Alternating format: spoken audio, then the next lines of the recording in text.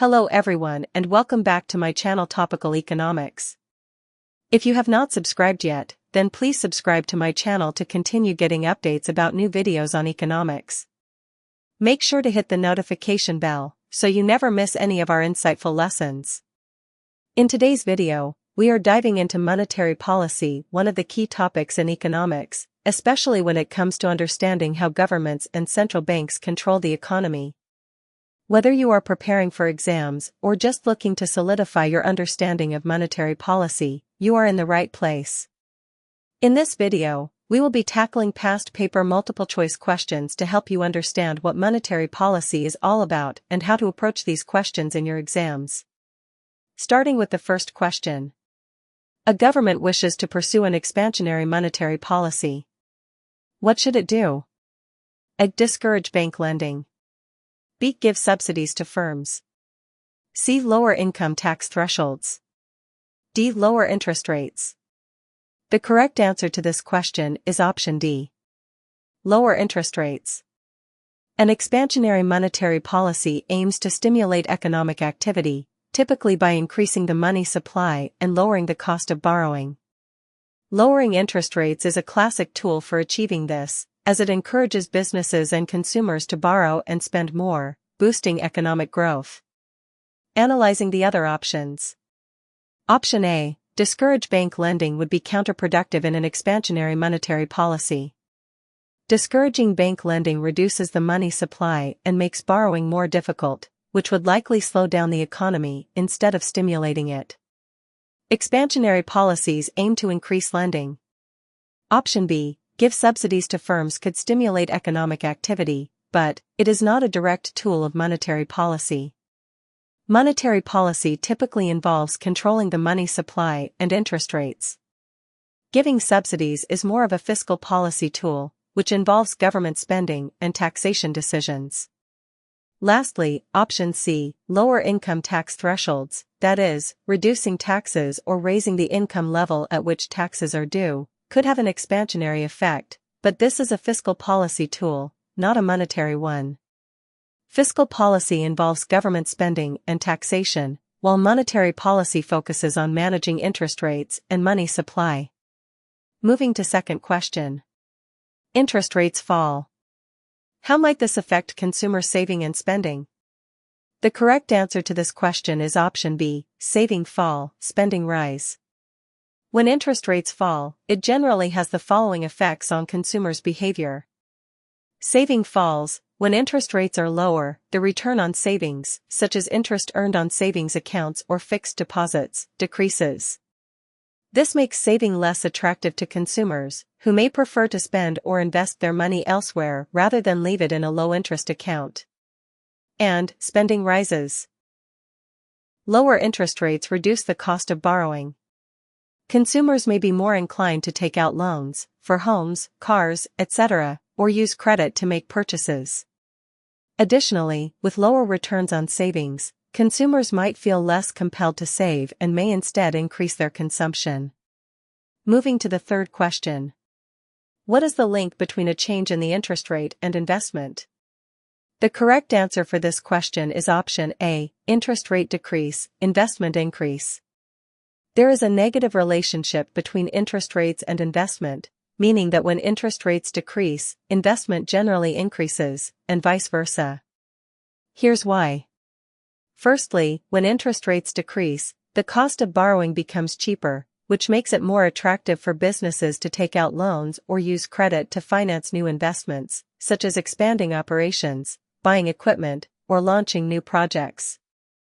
Additionally, lower interest rates reduce the cost of existing debt, freeing up capital for further investment. And next, when interest rates increase, the opposite happens. Higher interest rates make borrowing more expensive, which discourages businesses from taking out loans for investment purposes.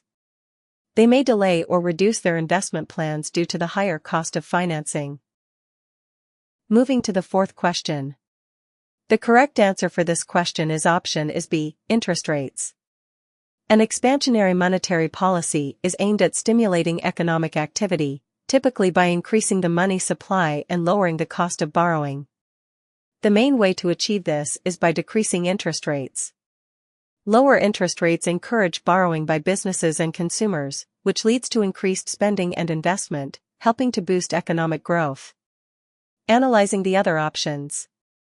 Option A, bank lending. Expansionary monetary policy encourages, rather than discourages, bank lending. Lower interest rates make it cheaper for banks to lend money, which in turn encourages businesses and consumers to take out loans for investment and consumption. So, a decrease in bank lending would go against the objectives of expansionary monetary policy. Next, option C, the budget deficit is related to fiscal policy, government spending and taxation, not monetary policy.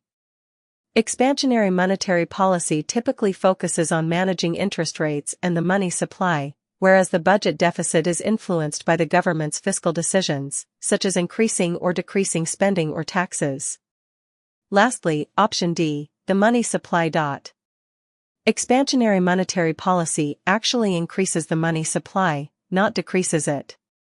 Central banks might increase the money supply by purchasing government bonds, lowering reserve requirements for banks, or reducing interest rates. This is done to inject more liquidity into the economy, making borrowing cheaper and encouraging spending. Moving to the fifth question. Interest rates are sometimes raised to control inflation. Why might this policy be effective? A. Consumers may save more. B. Government spending may increase. C. Investment may be encouraged. D. The exchange rate may fall. The correct answer for this question is option A. Consumers may save more. When interest rates are raised, borrowing becomes more expensive and the return on savings increases. This combination typically encourages consumers to save more and spend less. By saving more, consumers reduce their immediate demand for goods and services, which helps reduce inflationary pressures in the economy. Higher savings reduce consumption, which can lower overall demand and help control rising prices. Analyzing the other options. Option B, government spending may increase. Raising interest rates typically does not directly affect government spending. In fact, higher interest rates make it more expensive for the government to borrow money to finance its spending, through bonds. If anything, higher rates might reduce government spending or borrowing. The link between interest rates and government spending is not as direct as with consumer behavior. Next, option C, investment may be encouraged, is incorrect. Raising interest rates usually discourages investment because the cost of borrowing increases for businesses. Companies are less likely to take on loans for expansion or new projects if the interest payments are higher.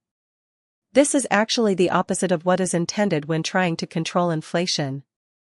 Lastly, option D, the exchange rate may fall.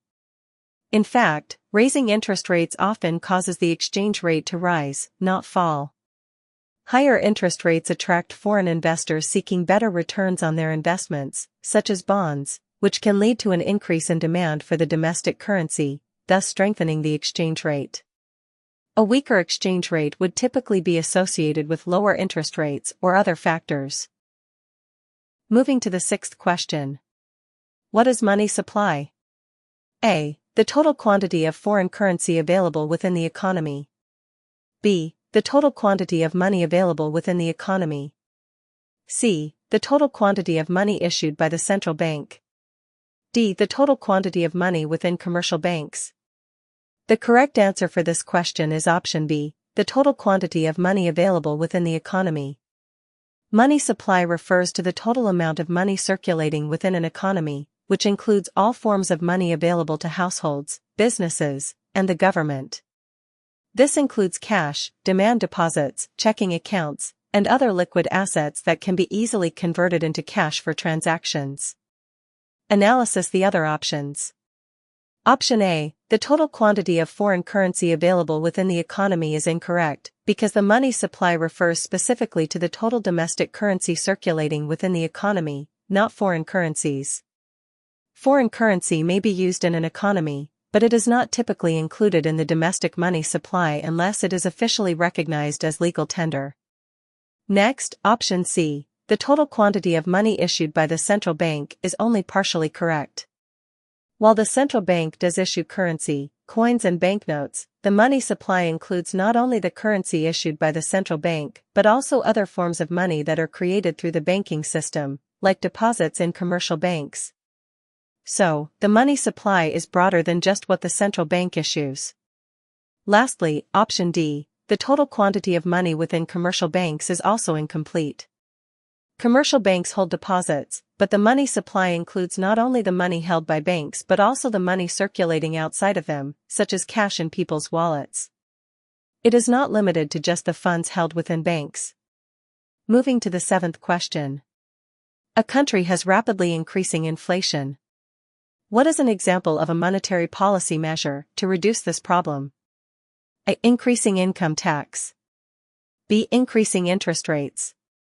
C. Introducing maximum prices for some products. D. Subsidizing key industries. The correct answer for this question is option B, increasing interest rates. To reduce rapidly increasing inflation, a central bank or government can use monetary policy tools. One of the most common and effective tools to combat inflation is to increase interest rates. Increasing interest rates makes borrowing more expensive, which tends to reduce consumer spending and business investment. As borrowing costs rise, individuals and businesses are less likely to take out loans for consumption or expansion. This reduction in demand for goods and services helps to cool down the economy and reduce inflationary pressures. When demand slows, prices are less likely to rise as quickly, helping to bring inflation under control. Analyzing the other options. Option A. Increasing income tax is a fiscal policy measure, not a monetary policy measure. While it can help reduce overall demand in the economy, by leaving consumers with less disposable income, it is not a direct tool for controlling inflation through the money supply or interest rates. It's a less common method for addressing inflation compared to raising interest rates. Next, option C, introducing maximum prices for some products is also a price control measure, and while it might help temporarily keep specific prices in check, it is not a direct monetary policy tool. Price controls can lead to shortages, reduced quality, and inefficiencies in the market. It's a more interventionist approach that typically doesn't address the underlying causes of inflation, which are often related to too much money circulating in the economy. Lastly, option D, subsidizing key industries, like offering financial assistance to certain sectors, e.g., agriculture or energy, can sometimes lower prices in the short term. However, it is a fiscal policy measure, not a monetary policy one. Furthermore, subsidies can distort the market, potentially leading to inefficient allocation of resources.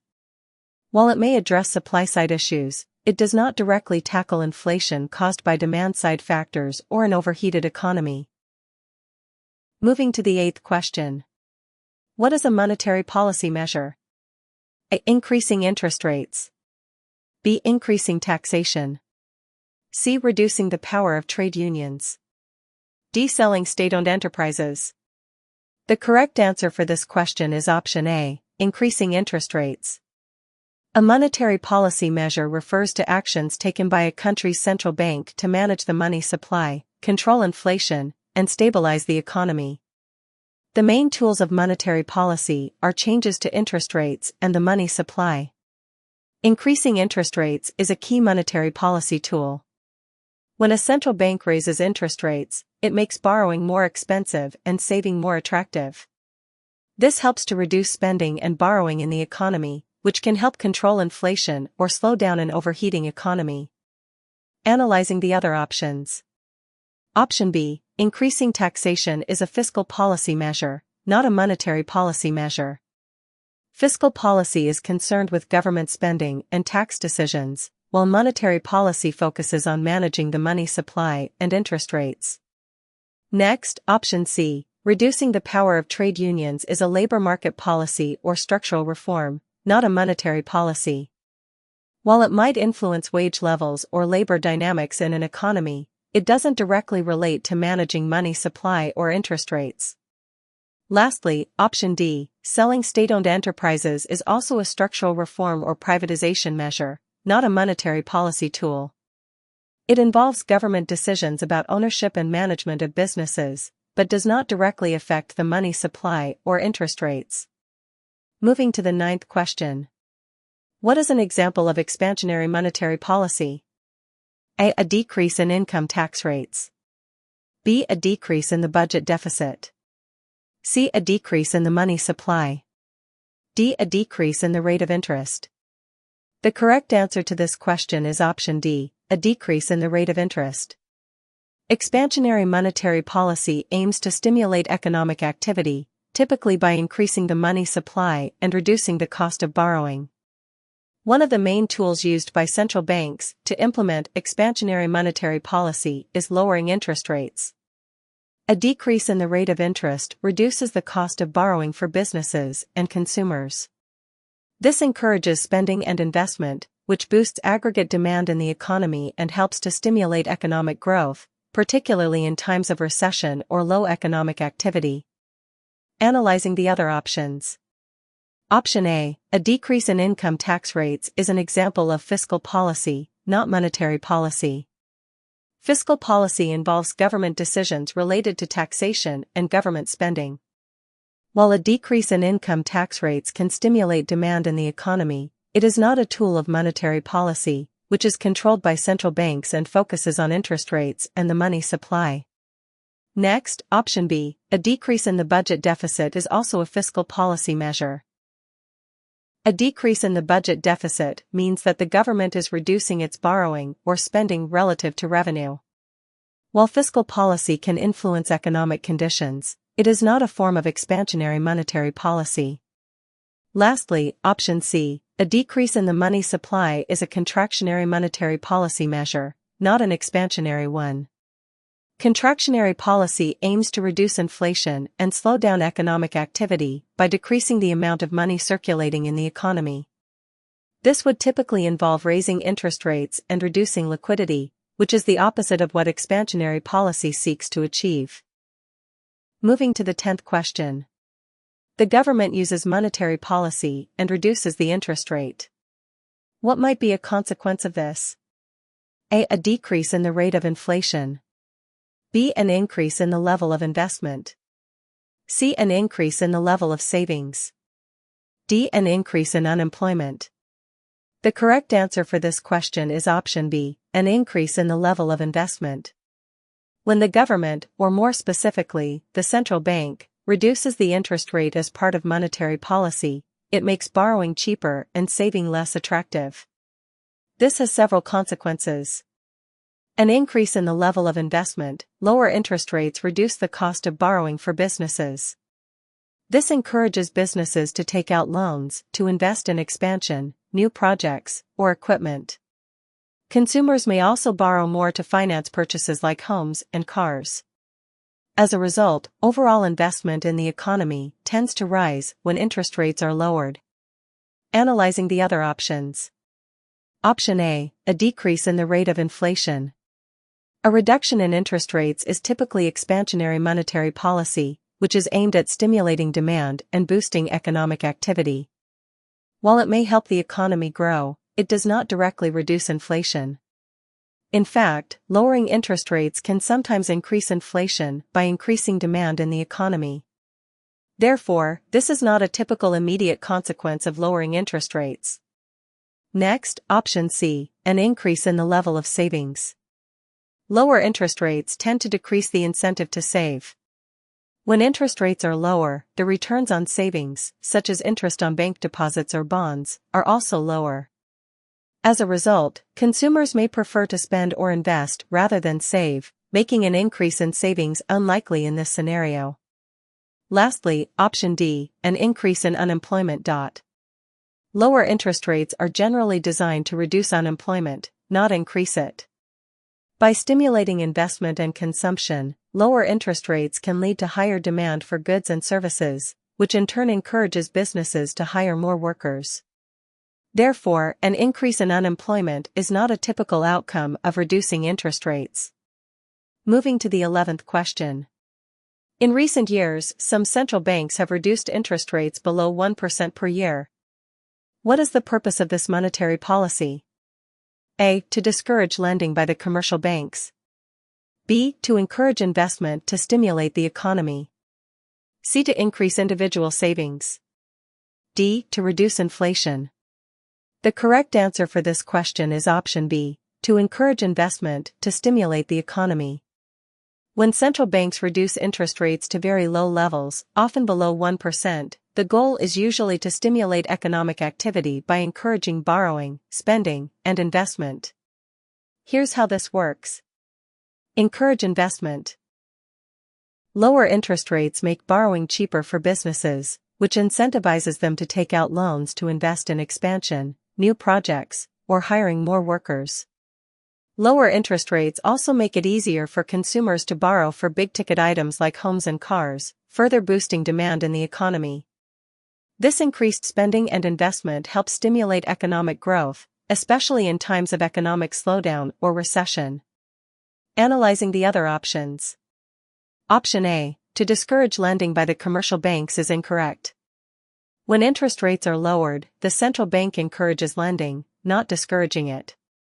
Lower rates reduce the cost of borrowing for both consumers and businesses, and they also make it more attractive for commercial banks to lend money because they can borrow at lower rates themselves. The goal of reducing interest rates is to stimulate lending, not to reduce it. Next, option C, to increase individual savings. Low interest rates generally discourage savings rather than encourage it. When interest rates are very low, the return on savings, such as interest on savings accounts or bonds, is minimal. This makes saving less attractive and encourages consumers to either spend or invest their money instead. Therefore, low interest rates are not used to increase individual savings. Lastly, option D, to reduce inflation. Low interest rates are typically used to combat economic stagnation or deflation, not to reduce inflation. If inflation were already high, central banks would typically raise interest rates, a contractionary monetary policy, to curb inflation by reducing demand. Lowering interest rates usually increases demand, which can sometimes push inflation higher, not lower. Moving to the 12th question. What is the most likely effect of a government reducing the money supply? A. Employment will decrease. B. Growth will increase. C. Inflation will increase. D. Tax rates will decrease. The correct answer for this question is option A, employment will decrease. When a government or central bank reduces the money supply, it is typically pursuing contractionary monetary policy to control inflation or reduce excessive economic growth. Reducing the money supply makes borrowing more expensive because interest rates tend to rise when there is less money circulating in the economy. As a result, businesses and consumers are less likely to borrow and spend, which leads to a decrease in overall demand. The reduction in demand for goods and services can cause businesses to scale back production, reduce investment, and ultimately, lay off workers, leading to higher unemployment. So, the most likely effect of reducing the money supply is a decrease in employment. Analyzing the other options. Option B, growth will increase is incorrect. Reducing the money supply is a contractionary policy designed to slow down economic growth, not stimulate it. By decreasing the availability of money and raising interest rates, demand in the economy falls, which can result in slower growth or even a recession if the contraction is severe enough. Next, option C, inflation will increase is incorrect. Reducing the money supply is a typical method used to reduce inflation. When there is less money in circulation, demand tends to fall, which can reduce price pressures and lower inflation. In contrast, increasing the money supply would typically lead to inflation if demand outstrips supply. Lastly, option D, tax rates will decrease is also incorrect. Reducing the money supply does not directly affect tax rates, which are set by the government through fiscal policy, not monetary policy.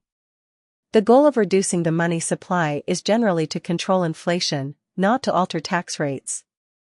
Moving to the 13th question. What would a government reduce as part of an expansionary monetary policy to increase employment? A. Government spending. B. The money supply. C. The rate of interest. D. Unemployment benefit. The correct answer for this question is option C, the rate of interest. An expansionary monetary policy is designed to stimulate economic activity, increase demand, and, ultimately, boost employment. The primary tool used in expansionary monetary policy is to reduce interest rates. Lowering interest rates makes borrowing cheaper for businesses and consumers. When interest rates fall, businesses are more likely to invest in new projects and expansion, and consumers are more likely to borrow money to make purchases, e.g., homes, cars, etc. This increases demand for goods and services in the economy, leading to higher production and increased employment as businesses hire more workers to meet that demand. Analyzing the other options. Option A, government spending. While increasing government spending is a common fiscal policy tool, not monetary policy, used to stimulate economic growth, it is not part of monetary policy. Expansionary monetary policy focuses on managing the money supply and interest rates, not government spending. Options B, the money supply. Reducing the money supply would be a contractionary monetary policy tool, used to slow down inflation. An expansionary monetary policy involves increasing the money supply or reducing interest rates to stimulate borrowing, spending, and investment. So, reducing the money supply would not help increase employment in an expansionary context. Lastly, option D, unemployment benefit. Reducing unemployment benefits is a fiscal decision, not a monetary policy measure. In fact, reducing unemployment benefits would likely hurt the unemployed by decreasing their purchasing power, and it would not directly help stimulate economic activity. Expansionary monetary policy focuses on actions like lowering interest rates to increase overall demand and employment. Moving to the 14th question. What is an expansionary monetary policy? A. A decrease in the interest rate. B. A decrease in the rate of value-added tax. C. An increase in the power of trade unions. D. An increase in the standard rate of income tax. The correct answer for this question is option A, a decrease in the interest rate. An expansionary monetary policy is a policy used by central banks to stimulate economic activity, particularly during periods of economic downturn or slow growth. The goal is to increase demand for goods and services, boost investment, and reduce unemployment. The primary tools of expansionary monetary policy are lowering interest rates. By reducing interest rates, borrowing becomes cheaper for businesses and consumers. This encourages both investment, by businesses looking to expand, and consumption, by consumers borrowing to buy goods like homes or cars. As a result, demand in the economy increases, helping to boost economic activity and employment. Analyzing the other options. Option B, a decrease in the rate of value-added tax, VAT, is an example of fiscal policy, not monetary policy. Fiscal policy involves government decisions on taxation and spending. While lowering VAT can stimulate demand by reducing the price of goods and services, it is not a tool of monetary policy.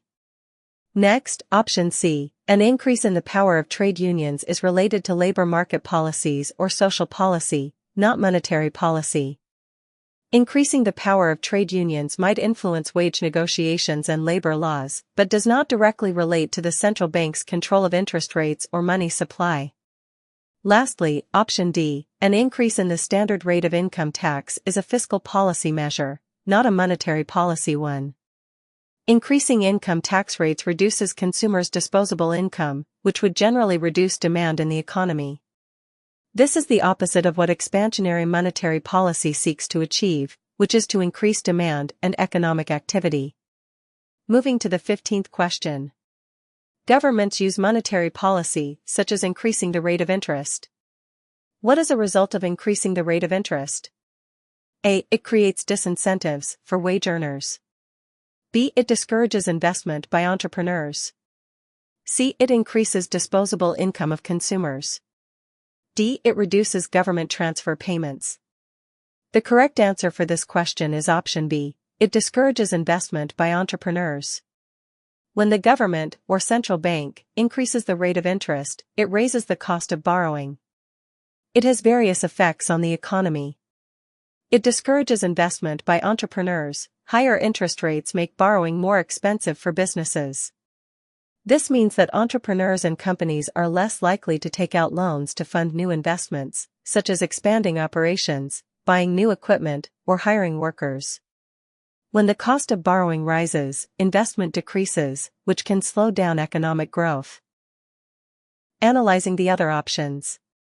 Option A. It creates disincentives for wage earners. While higher interest rates can affect the broader economy, including reducing inflationary pressures, they don't directly create disincentives for wage earners. However, higher interest rates can affect consumers by making loans, like mortgages or car loans, more expensive, reducing disposable income over time. But the statement about wage earners isn't as directly linked to the concept of raising interest rates. Next, option C, it increases disposable income of consumers, is incorrect. Increasing interest rates decreases disposable income for consumers, particularly those with debt. Higher rates mean higher interest payments on loans, mortgages, and credit cards, which reduces the amount of money consumers have left to spend on goods and services. So, the opposite happens, disposable income tends to decrease. Lastly, option D, it reduces government transfer payments, is also incorrect. The interest rate set by the central bank doesn't directly affect government transfer payments, such as welfare, unemployment benefits, or subsidies. Transfer payments are determined by fiscal policy, which is separate from monetary policy. Changes in interest rates affect borrowing and investment, but not government transfer programs directly. Alright, that's all for today's video on monetary policy. Thank you so much for watching. I hope this helped you understand the key concepts and how to approach multiple choice questions on this topic. If you found this video helpful, don't forget to like and share it with your friends who might also be studying economics, and of course, subscribe to Topical Economics for more videos like this one. We will keep breaking down tricky topics and exam questions so you can ace your economics exams with confidence. Until next time, happy studying!